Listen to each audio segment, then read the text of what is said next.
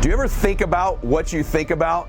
Because if you did, and if you took control of that, you could alter the direction of your entire life. Most people never take the time to take an inventory about their thoughts. Yet our thoughts control our world. Our thoughts are like magnets. They literally draw towards us that which we obsess about. And so most people never take the time to analyze what they think about. The most successful people I know are the most self-aware, meaning they're aware of what they do and they're also aware of what they think. They're aware of how they're perceived. So today's message is about thinking. Here's some stats you need to know. Number one is, average person, you and I, have about 75,000 thoughts a day rattling around in this thing we call our brains and our minds. 75,000 of them. The crazy thing is 91% of those thoughts are identical to the previous day and are identical to the day before that and the day before that and the day before that. And then we wonder why our life seems to repeat itself over and over again. So really the difference in our life, if we have 75,000 thoughts a day, here's the crazy thing, 91% of them are exactly the same. The separation in our life is in those 9% of their thoughts, because remember this, these magnets are pretty powerful. That's why I'm always saying that your obsessions become your possessions, because they do. You draw into your life exactly what it is you think about. It's a physical reality that you attract to yourself what you think about. So the difference in our life is 9% of our thoughts. That's why people say all the time, the difference between winning and losing is so small, it's almost too scary to talk about. And really we've identified what it is. It's 9% of what we think about alters the direction of our life.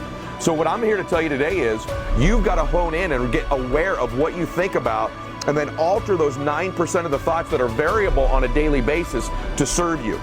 Because if you don't, these thoughts become like viruses. They're viruses in our minds. What happens in a computer when it gets a virus? It slows down. It becomes sluggish. It doesn't function at its optimal level. Same thing with our thinking. If we don't get those 9% of our thoughts to serve us, our lives go in a completely different direction. So remember this, you don't see things in your life as they are. You see things in life as you are. And so the more you alter you, the more you begin to see things differently. What's is amazing about this is we control who we are by what we think about. Thinking a new thought literally opens a space up in our minds, in our lives, that never existed before prior to having that thought. It's like a brand new space you've created just by thinking it. And what happens is your unconscious and subconscious mind goes to work on filling in that space with the people, places, resources, and things to fill it up like a room and an architect would, to fill up that space and fully furnish it. That's the power of how we think. Remember this, your mind is a weapon. And you got to be able to use it and pick that weapon up and control it. Most people are out of control with their mind. They don't point it at something. They let the world point it and they misfire all the time. The last part of the steps that I want to share with you is that you've got to control the beginning and the end of your day with your thinking.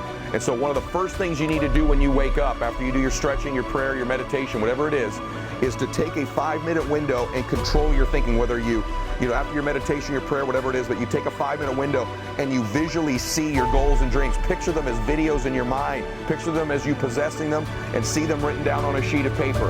This will begin to control your mind for the day.